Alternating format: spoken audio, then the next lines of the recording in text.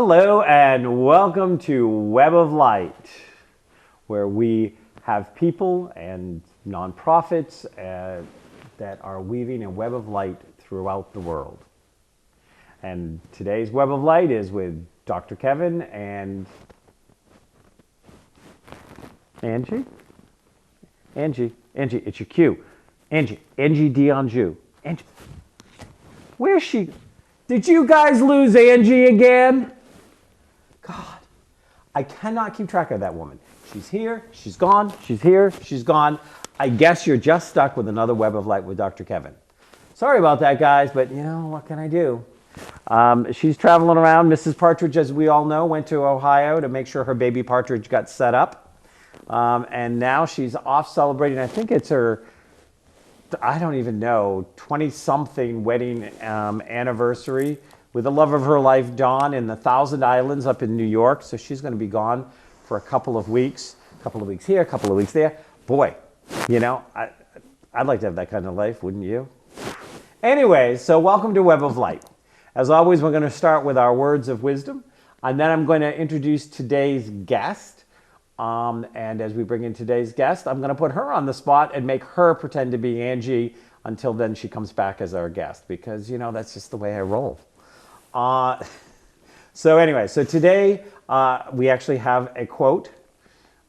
Religion is the place where infinite wisdom is being explained by people with finite understanding. I'm going to say it one more time. Religion is the place where infinite wisdom is being explained by people with finite understanding.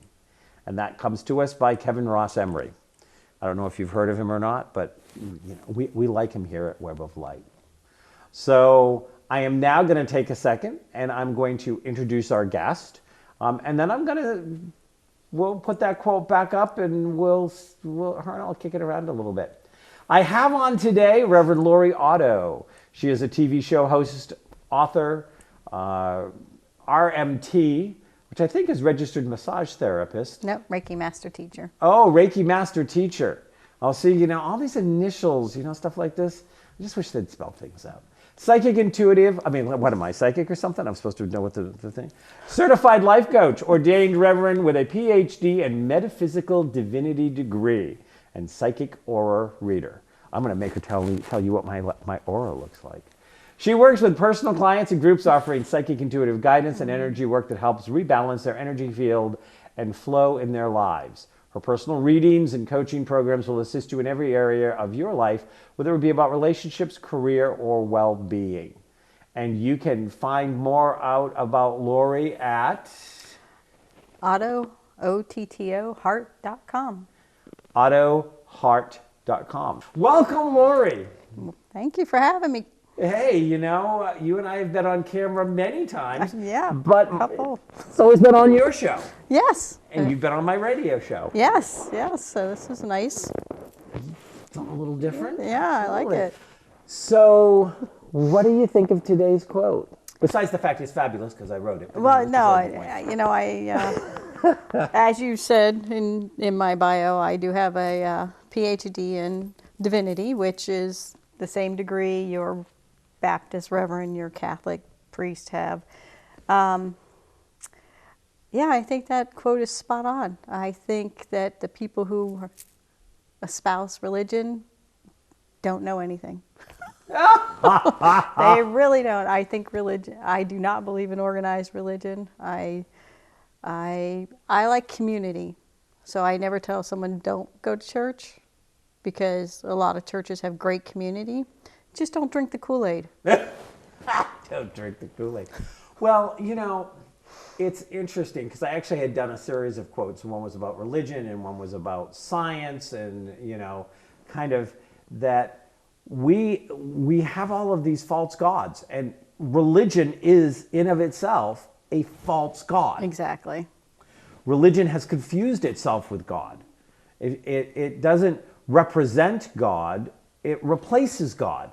Absolutely. My dissertation is God isn't in the religion business. Yeah. Two different things. You know, and so what we see is we see these religions, and and every religion comes up with its creeds and its, its different things that make it different from everyone else. I mean, I always remember years ago when I was back working in the business world, and I had been transferred down to Norfolk, Virginia.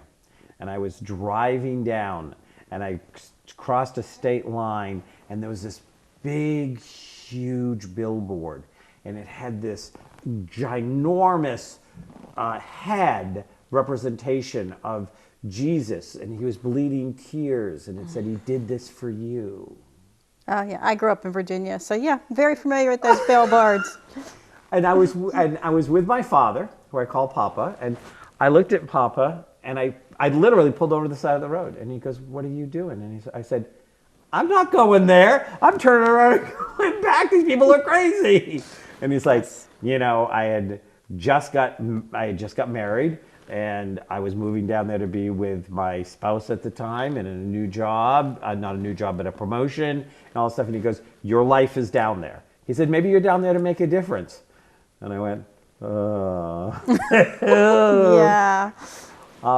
And I always remember the road. There was a road where there was 9 Baptist.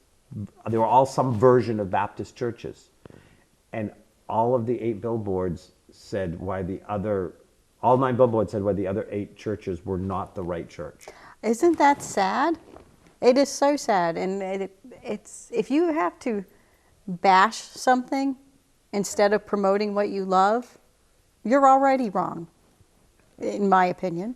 I feel that way about religion, politics. It doesn't matter. If you're busy bashing somebody else, then there's something wrong on your end, something lacking on your end. So, and I'm going to put it out there because somebody's going to think this thought. What is the difference between bashing and the conversation we're having? Well, because we're not saying, oh, they're, I try not to swear on television.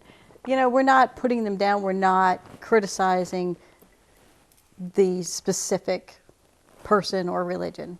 I personally, I bash religion because I don't like it. And that must be a weakness on my part. I know it is, and I accept that. But, I just see so many people led astray by religions and taught to hate their neighbors. And in Virginia, it's very common for people of one church to hate the people of another church. Well, that's not what Jesus is about. As someone who has a very close and personal relationship with Jesus, he would never, ever, ever agree to that. Well, and it's very interesting because, we look at religions are institutions. And sooner or later, and I've taught this for years, any institution, that includes government, education, religion, any institution, sooner or later, its number one priority will be to preserve the institution. It will no longer be about the vision, the mission. It will not be about the people. It will be that the institution literally takes on a life where it will destroy and go against its own values in order for the institution in of itself to survive. Absolutely. Absolutely. And which is why you end up with visionaries that end up, finding a new way of being, and then next thing you know, you got Jim Jones giving out Kool-Aid. Right. Or you have a group of founding fathers that say, hey, we're going to give people, freedom and the right to be who they are, and we'll keep religion out of your government and all of these things and have these great things. And now 250 years later, and we basically have embarrassed every founding father that we ever had. Isn't that the truth? They would be so mortified. People, I love when people say, "Oh, this is a Christian nation." No, if you go back and really study history, we are far from a Christian nation. No. Many of our founding fathers were opposed to Christianity. Oh yeah. They thought it was dangerous. Yes. They talked about it being dangerous. They talked about it being fanatical. So the question is, were our founding fathers prophets? Did they look to 2016 and see the disaster we were going to end up in? They must have been. I mean, truly, they were visionaries. Obviously, they came and started this amazing country. But yeah, they're all turning over in their graves. It's sad. So, we've known each other a couple of years now, I think. Maybe 3. No, a little less than 2. A little less than 2. Yeah. And I'd come on the show. You're on a show called, what's it called now? Because it's had like 3 different names since I've known it. Norm and Friends. Norm and Friends, because it was Norm's Psychic World, and there was something else, but Right. Yeah, because I remember when the show started. Yeah, it's 16, 17 years. Yeah. So you're on Norm and Friends, I'm on Norm and Friends. which you can find on public access through Manchester. Yes. Do you know what the channel number is? 23. Okay, so it's 23, but you can also go to public access in manchester.com or whatever. ManchesterTV.org. ManchesterTV.org. You know what? I'm batting 1,000 here. I think I've got everyone wrong. At least I'm consistent. Hey, it's all good, right? Consistency. And we kind of immediately connected on the show. I think immediately, yes. Yes, we immediately connected on the show. And things like this. But it wasn't until I had you on my radio show that I went from being impressed with you to very impressed with you. Thank you. That is so nice of you to say. I was very nervous doing your radio show. I don't know why. I do live television, and I was terrified of doing the radio. Yeah, it was live radio. But yeah, that is funny. And I always had you in the back of my mind that at some point I was going to have you on as a guest here. But after having you on my radio show, as soon as a spot opened up, because I had actually had somebody else booked, because I try to book way ahead. Right, yes, you do book for your show. You don't. Right. You don't start looking for people on Friday for the Monday show. Oh no, we are booked at least 6 months in advance now. Yeah. And so, but a slot opened up, and you're the first person I thought of. Thank you. I feel honored. And part of that is because you told such a powerful story on my radio show about how you became the empowered person you did, and some of your past and where you came from. And I feel like there are a lot of people that are out there struggling. And I think there are a lot of women that are out there struggling. I think they're struggling to find their power, and they're struggling to be able to hold on to their individual femininity and not have to, masculize it and still hold their power and hold their place. Right. And, it's so funny. It's almost like we have to, women for years now, really since the 70s, have been put through a process of, if you are actually going to be a woman in power, then we need to degenderize you. Right? It is so true, and that is so sad. And that's why I was always a tomboy growing up. I really was. But I am very proud to be a woman. I am very proud to, be sexy, be feminine. But I am a very strong woman. Don't don't think otherwise. Don't mess with the auto. Don't mess with the auto. And if you mess with me, well, then you got to answer to the man. Nobody wants to do that. But I agree with you. A lot of women are afraid to be feminine and powerful, and you can easily be both. You can easily embrace your feminine side and take control of whatever it is in your life. If it's owning your own company, or, whatever it is that you want to accomplish, you can do that. And you can still, paint your nails if you want, or, wear dresses or whatever you want to do. The things that they frowned on, it's starting to change. More and more women are coming into their feminine power. And it's starting to get accepted, but it's a long time coming. You don't have to wear the business suits and be uptight anymore. And you know, I did corporate world for a long time, so. Well, and you don't, and there's the double-edged sword there in the corporate world and out in the world, that if you're a woman and you do dress up and you're you know, coming very comfortable and very attractive, then you're getting ahead because you're selling sex, or you know, you're selling your sexiness, and you know, or you've got to be sleeping with somebody. You know, a man comes in a nice looking suit and gets a promotion. You don't go, so Yeah, you know, who'd what are you sleep sleeping with the boss? Right. It's true, but you know, that just screams to other people's low self-esteem Yep. and their insecurities. And that's the way I look at it.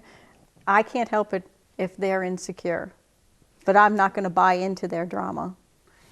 And you know, and part of it is, and I say this, and of course, you know, I openly talk about on my show that I'm in a same-sex relationship, and my partner Jeff, and things like this. But I've always been a big Botticelli fan, and I just think it's horrible that we've created this almost impossible to achieve little narrow concept of what a beautiful woman is supposed to be. And then if you're not that, and I'm going to go back to politics for a second. I am so horrified when I have, especially women that I know, that say that they can support Trump when he makes the most derogatory, sexist, disgusting, judgmental, horrifying comments ever about women. And they go deaf. Yeah, you know, I know a few women that I really, really love. But all those women that I know that do support Trump, they are all angry and very insecure and very unhappy. And I'm sorry if I'm hurting your feelings, but I'll say, I've said it to you, you know, it's true. The only way a woman can support Trump is if she doesn't love and value herself. And I know people might disagree with me, but let's take a good look at your life. Let's take a really good look at your life before you tell me I'm wrong, because, you know, that's what I do. I take a look at people's lives and help them take their power back. And there's not one woman that stands in her power that supports Trump. Well, you know, I really feel like as history continues to get written, that they'll just put a picture of Trump beside the word misogynistic. Oh, the guy's psychotic. You know, and you know, and I don't necessarily look to do a political show, but there is a great wound in the feminine energy that's been going on for thousands of years in humanity, and I'm watching it begin to truly heal. Right. And we have some truly fabulous female role models in the world these days. Absolutely. And I look at it and I feel like we're going back to the time of witch hunts and burn women because the devil sent them to lure you into sin, like you as the man have no control over it. Oh, and you know, you're right. I mean, that is really happening. I mean, look at the two rapists that got off with nothing. One's on what, community service? Yeah. I mean, that's crazy. He should be in jail. I don't care how old he is or what a good kid he is. No, he raped somebody. Send his tail to jail. Trying not to swear. But that is the dark side, trying to hold on and trying to keep us all living in the dark and prevent us from moving forward into the light and into love. I liken it a lot to Star Wars. You know, the people who are seduced by the dark side are Darth Vader. You know, they're angry, they're hurt, they're upset, and it was easy for the dark side to come in and sweep them away. It's because we have such a country of disempowered people. Right. They're disempowered or they're apathetic. And you can wake the apathetic with a lot of screaming and hollering and yelling and snake oil promises. Mm-hmm. Because they come out of it half asleep. So, you know, I had a friend, I know this woman and I respect her, and she said something about that the liberal media was just making it sound like Trump advocated violence. And, I'm like, excuse me? Like, have you watched this? Actually, what I said is, oh my God, I can't believe that they actually are having a picture of Trump and then they're voiceovering, so somebody else is saying those words. But people seem to believe that. But it like I've told you before, I make a point to meet all the candidates in person. I really do. I go, I shake their hand, I interact with them for a minute. The guy's crazy. Well, I mean, I think that part of what we're looking here again, and we're cycling in and out of some stuff, so I may be repeating myself, but there, this wounded feminine that's been around for so long, and I look at people like Angela Merkel and other women that are out there really making change and are showing us a different way to manage power, and I think of, we're trying to heal the world, and I'm watching this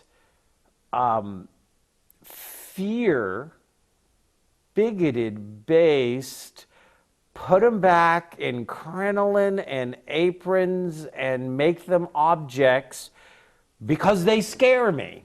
Basically, that's what it is.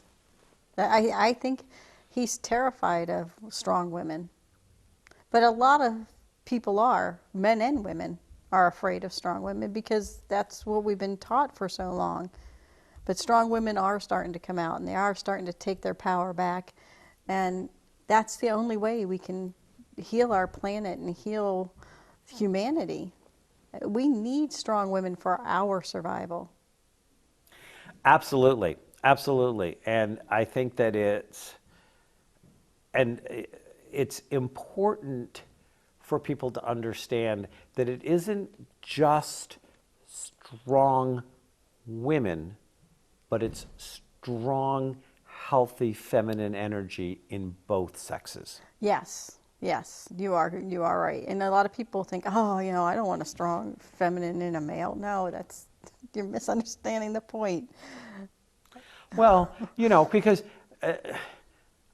everybody has feminine energy and everybody has masculine energy. Right. And one of the things I teach my students is how to, in any situation when you're working with a client, jump from feminine to masculine and back again, depending on what's most appropriate in the situation. Right. There's great things that happen from a healthy masculine, and there are great things that happen from a healthy feminine.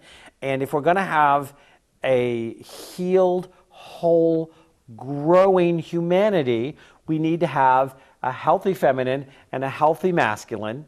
There's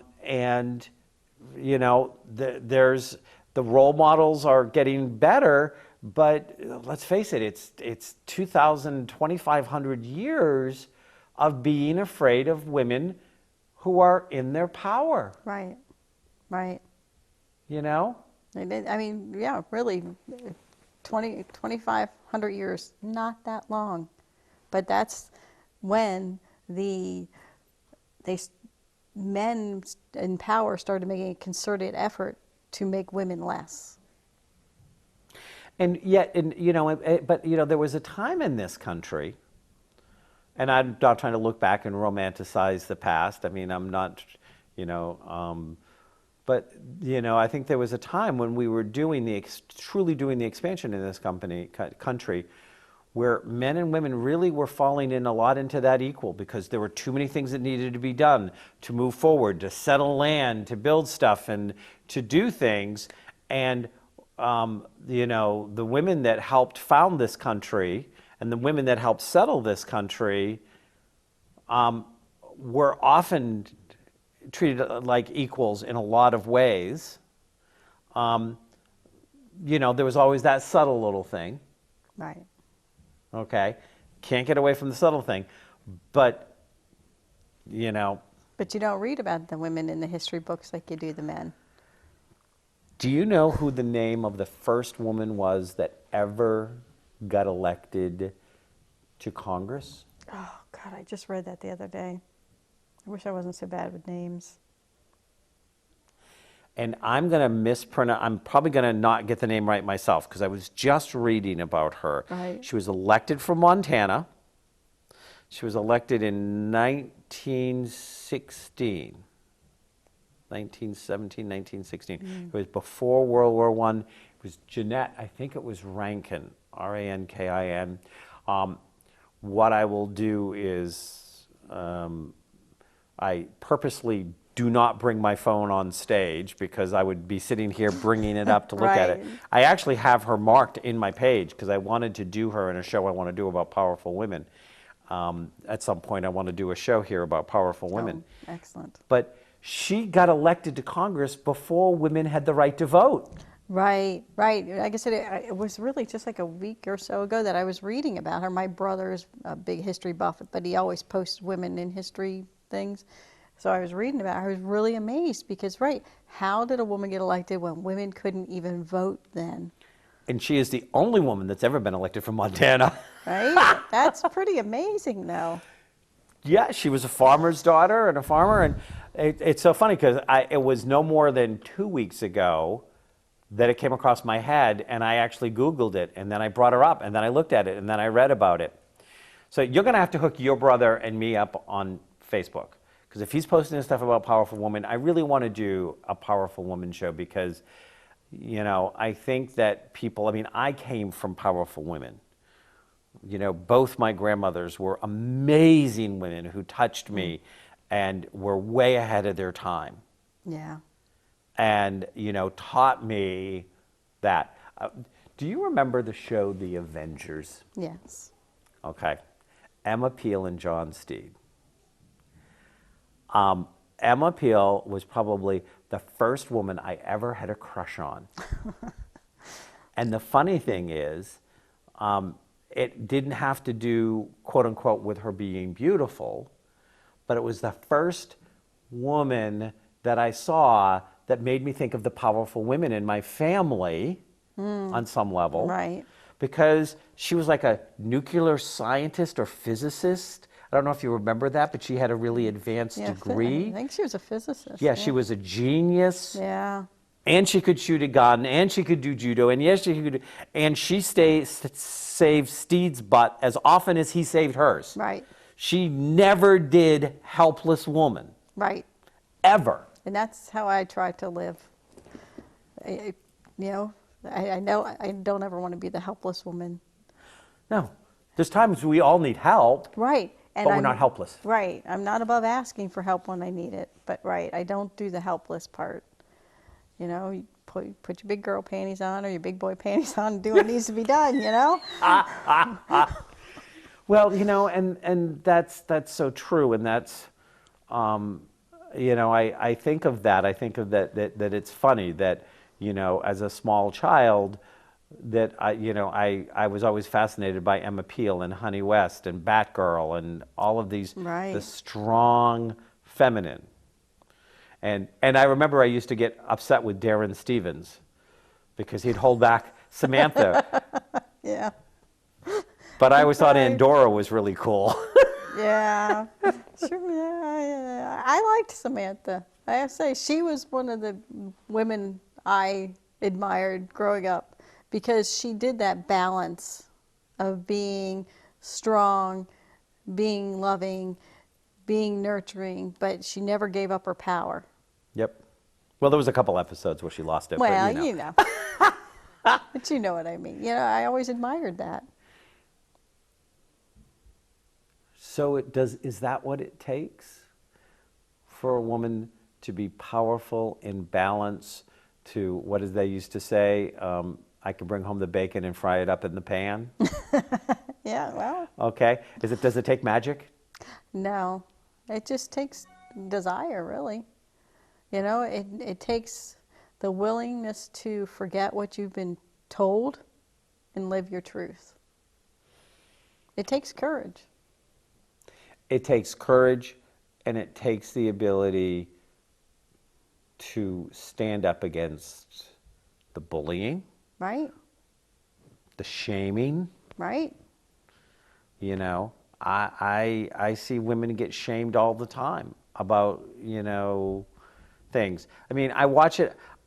It can literally make me sick sometimes when I see some of the commentary around Hillary Clinton, and I don't care whether people like her or don't, but that they make comments that they would never make about a man. Exactly. I mean, how hypocritical is that? How weak is that? Yep. I mean, really, to me, that just screams weakness. Yep. There's a lot of men just scared in their boots of Hillary, Yeah. and they'll believe anything that's said. Well, they want to, and that's the sad part. They want to believe anything negative, whether it's right or wrong. See, I don't take anything at face value. Unlike a lot of people, I will actually research things and find out if it's true or false. Yep. I'm not a sheeple. Yeah, that's my term, sheeple. Tell us a little bit about where you came from and what made you the strong, powerful woman that you are today.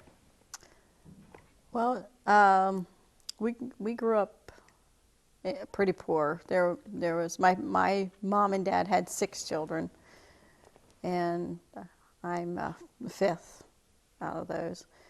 And we were poor, but we never knew we were poor.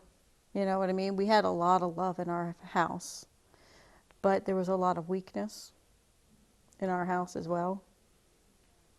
And I love all my siblings, but so there was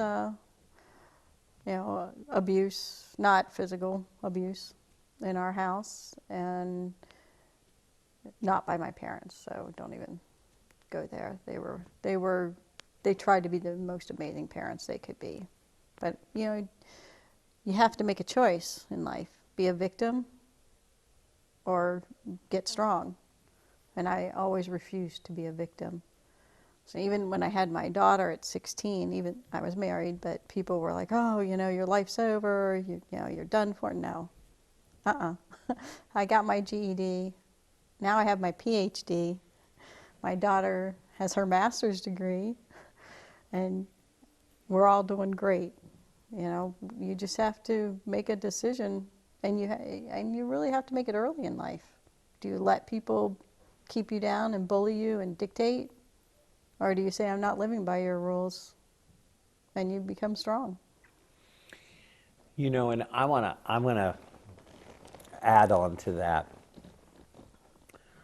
from a spiritual kind of metaphysical perspective. Because as you were talking about that, and it is choice, and I hear that, and I'm hearing that message come up over and over again. And, there's always the question, if you don't know you have the choice, do you have the choice? You have to be told you have the choice. Sometimes when the people are so invasive and so powerful and so abusive that it crushes that will, it crushes the self-esteem, it crushes the self-worth. But that is actually happens far less than people would like to believe it does, because there's that voice inside, there's that part of you that says, yeah, you can't have that part of me. Right. And so I've got now 2 thoughts I'm going to try to get out here because they just collided in my head. That happens. Thought I heard a train. Yeah. Okay, so one is, I'm always telling people on the show and on my radio show, don't give your power away to your astrologer, don't give your power away to your psychic, Right. don't give your power away to your medical doctor, don't give your power away to your lawyer, your Indian chief, your, Right. certainly not your government. Yes. Don't give your power away. And in my I think it was my very early 30s, I had a very good palmist who I would love to try. I've tried to track him down a couple of times. He was so good, and I had a healing center at the time, and he taught at it. His name was Roger Lashley. I don't know if you ever came across Roger. He disappeared a few years ago out on the scene, maybe a decade ago now. But he looked at my palm, and he told me there were 2 things that I always remembered. He told me, and one was that, that I basically came here to be oppressed and suppressed, and until my early to my mid 20s, according to the hand that is the hand you came in with, and then the other hand changes and shifts as what you do with it. And he goes, but he goes, right here, he said, you like made a decision at 17, like, yeah, I've had enough of this shit, I'm done. Right. And you completely changed the lines from one hand to the other. Yep, I'm done. He goes, I don't know how you did it. That takes a lot of will, but you were done. And I said, yep, I remember that day. I remember the day I was done. And I said, no, got the lesson, got the message, don't need to do this anymore. Right. And I moved away. And so for people that are out there and they go, well, I was born with this tough life, or I have this tough parents, or I love when my blah dies, graduates, gets married, whatever, then I can claim my power. I hear that a lot. And one thing that I say to my clients, my students, that come to me with that excuse, especially if they're parents. I'm like, so you're teaching your children to be weak? Yes. And they're like, I never thought of it that way. Children learn by our example. Mm-hmm. And if you're weak and you refuse to step into your power, you're teaching your children that they don't have any. And is that what you really want to teach your children? Well, what I tell my clients sometimes is I go, well, you can continue this behavior, but I would start putting money aside now so that you can pay them to go to me in about 10 years, because they're going to need me, the kind of parent you're being today. Yeah. So forget the college fund. Just put aside the spiritual coaching counselor fund. Right? There's the Dr. Kevin fund. Yeah. And I actually have clients I've worked with that I worked with 25, 26 years ago that I've actually worked with their children now. That's wonderful, though. Yep. I love empowering people.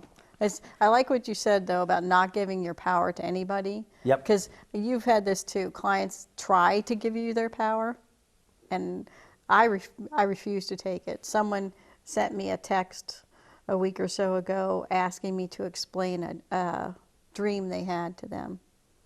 And I would not tell them what the dream meant. I told them that that's not my job. They need to figure out what the dream meant to keep their power, because I could tell them anything. Yep. And I want them to find the answers for themselves. My job is to guide them to finding their own answers, not to give them answers. So my collision there was that part about when you talked about you decided a conscious decision. I'm not going to be a victim. Right.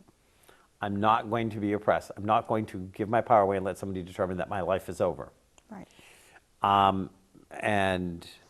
But the other one was, and I don't remember his name, but the guy that was in the concentration camp, and what they wanted him to do was denounce his faith. Mm. And they had killed his children, and they had killed his wife, and they starved him, and things like this. And he lived through all of it, and he was freed from the concentration camp. And no matter what they did, no matter how they tortured him, the one thing he would not give up was his faith. And he wouldn't denounce it, and he wouldn't give it up, and he was just... And he went on, and I believe he married again, and he had more children, and he had this life, but and I can't remember the name of the book that he wrote. He wrote this wonderful book, but it was all about the one thing they couldn't take. Right. Was his faith. Right. They could take his life, but he truly believed that there was a better place waiting for him. Right. So they couldn't take it. And there's those people. I have this thing of, you can tell how convicted somebody is to something, whether it's recycling or clean air or, whatever it is, whatever cause, by what is the point of inconvenience they're willing to go to in order to live it. This last weekend, I'm unpacking my pod that half my stuff came from Phoenix, and horrible weather out and 2 flights of stairs and not easy to get to where the recycling is because it's not near where I am at. I have to like actually like, and at one point I said, I could just throw it in the regular dumpster. They allow you where I live. And I thought, okay, how committed are you to recycling? And I put on my big boy panties and I went over to the recycling and I recycled I'm it. very proud of you because integrity is measured by what you do when no one's looking. Yep. And no one ever would have known. Right. And I'm allowed to throw it in the regular dumpster. I don't have Right. to recycle. I wasn't even breaking any, but I was like, but I'm breaking my values. Right. Bruce and I committed to recycling, I don't know, maybe 10 years ago. And when we go to the dump, we will have 5 cans of recycling and a half a trash can of trash. Because we shop consciously so that we don't generate trash. We also compost. And it's very easy to do once you make it a habit. Yeah. When I had my house, I'm in a place now, I'm living in a condo here, but when I had my house in Phoenix, I made arrangements with actually the guy that was one of the front desk clerks at the gym to come pick up my compost once a week, and I would compost for him. Nice. I would keep it separate and stuff like this, and sometimes he would go 2 weeks, and I'd have to call him a couple of times, and I'd be like, but I was like, but he'd always sooner or later come, and I'd just be like, you're composting, you're an organic farmer. He was studying it in college and stuff like this, because I had no place to compost.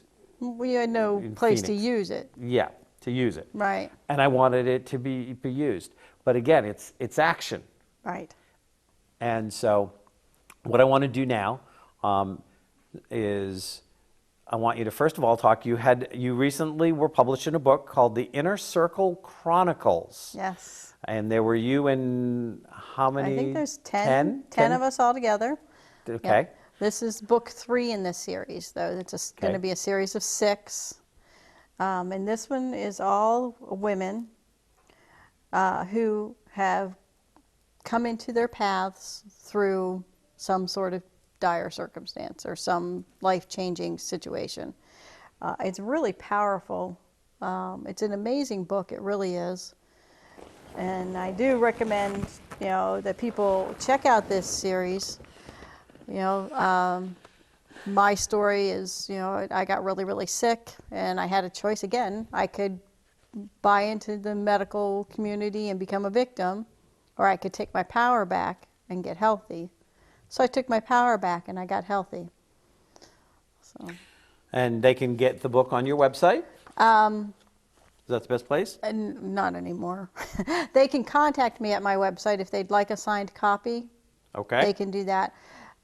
It is obviously on Amazon and all the major bookstores. But yeah, if they want a signed copy, they can contact me directly at autoheart.com and we can get that out to them. Or revloriauto@gmail.com? Yes, that's my email address. That's Rev as in revved up. No, R-E-V? R-E-V? LORIOTTO@gmail.com. And I know that the fabulous people that work on my show are going to make sure that appears at the bottom because they're wonderful people and they're really good at what they do here. You do have this is an amazing studio. I'm really impressed. This is a fabulous, they're fabulous here. I love them here. And so, yep, my unexpected path to wellness. Yes. So, The Inner Circle Chronicles, I'm sure they're showing you a better picture than you can actually see me by holding up the book, but I'm holding it up and there she is, Lori Otto. It's me. There we go. So, before I do my wrap up, so what's coming up for you? Where can we find you? I mean, we'll have your website at the bottom underneath you, but like, is there a place we can find you in person these days? What's happening? I have offices in Nashua and Merrimack at the Holistic Self-Care Center in Nashua and at Light Upon the Lotus in Merrimack, so people can see me there. I don't have any events coming up in September, but in October I will be at the Tyngsboro American Legion doing oh no, I'm sorry, Elks Club, doing an event there. And then on October 22nd, Norman Friends is sponsoring our twice a year benefit for the Manchester Animal Shelter. Okay. So, and that promises to be a huge, huge, huge event this time.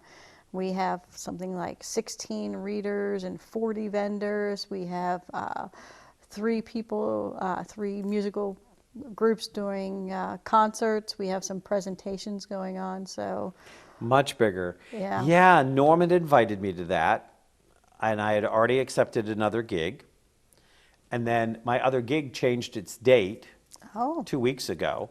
So now I'm actually open that date, but I haven't got back to Norm to find out. It's probably too late.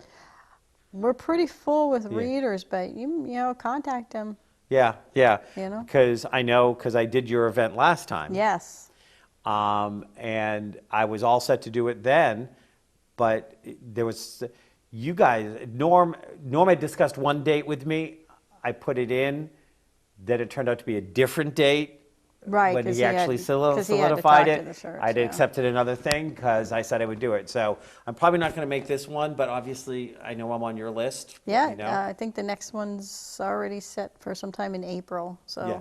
Make sure you get me that date. yeah. But if you wanted to just come and like do a presentation, Okay. we have openings for that still. Okay. Or, you know, I think we have room for like 2 or 3 more vendors if you want to come sell your books and CDs and Okay. just talk to people. But I can't read at my vendor space. Huh? Well, you're not supposed to. You're not supposed I'm to. not supposed to. Okay, well, I'll give Norm a shout or mention it to him. You're going to be seeing him in 2 days. Yep. You know, I'm sure you'll mention that you were on my show. Oh, yeah. And stuff like that. You know, and I know how difficult travel is for Norm. Or tell him Yeah. I'm not slighting him. It's an act of compassion that I'm not trying to get him all the way over here for. Right. It would be very difficult. Yeah, it would be very difficult, and I know he would really make the effort, and I know it would take a lot out of him. Yeah. So give him my best. I definitely And will. I'll have to, I know it's a waiting line, but I'll have to come back on the show one of these Yes. days. So I want to thank you very much for coming. Thank you. If there is a woman here, if there's a woman that can teach you about being empowered, about power, and about how not to give up your femininity to be powerful, it is certainly Reverend Lori Otto. I've known Lori for a couple of years now, and as you've heard, she chose to not be a victim. She chose to stay in her power. She chose to be whatever she chose to be, not what she was told she could be, who she could be, what she could be, or how she could be. I'm sure in her years of doing this, she has been called many names, and many of them probably are not kind. I'm sure she's been called a pain in certain body parts, and I'm sure that they've called her a witch and maybe even a few other names, a few other alphabetical letters in front of it. But it didn't make any difference. Because, as Lori said today, it was all about them. It really had nothing to do with her. It was their fear. It was their insecurity. As you walk away from the show today, there are a number of things that I really want you to think about for you to have a better day, for you to have a better life. And the first one always starts with not giving your power away. As I said at the beginning about religion, and is that, religion is the place where infinite wisdom is being explained by people with finite understanding. Don't make religion your God. Don't make your doctor your God. Don't make your lawyer your spouse. Don't make anyone your God. Find the God within you and communicate through that channel to whatever the greater God is to you. God, Goddess, Allah, Buddha, universe, Great Spirit, Great Pumpkin. I don't care what you call it. But find that connection. Find the connection of authenticity and integrity. And when you find that, be with it. Be in integrity. Live and be the person you're here to be. Now, Angie will be back, but she's been gone for 2 weeks now.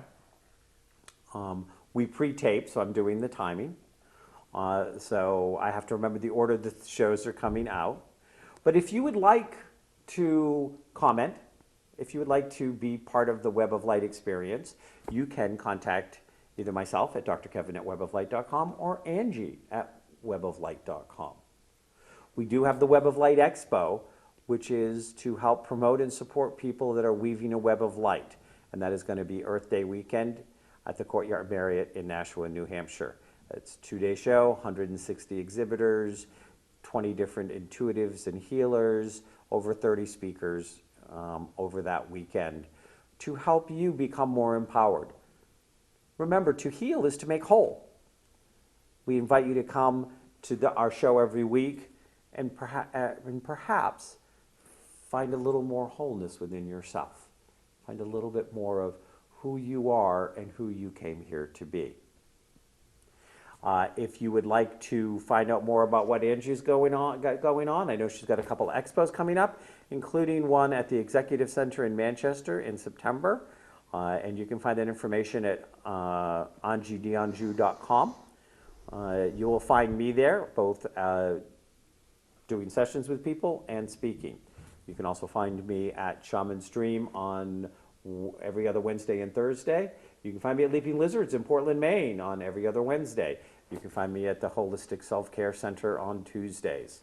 And then you can always just reach out to me, drkevin@weboflight.com.